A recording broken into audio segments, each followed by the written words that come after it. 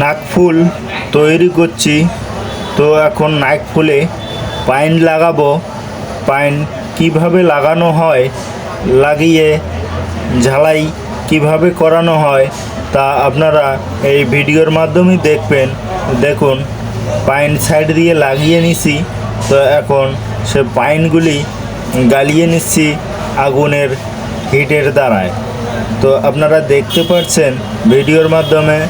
তো ভিডিওটি না টেনে সম্পূর্ণ ভিডিওটি দেখুন, আপনাদের অনেক ভালো লাগবে আমাদের এই কাজগুলি।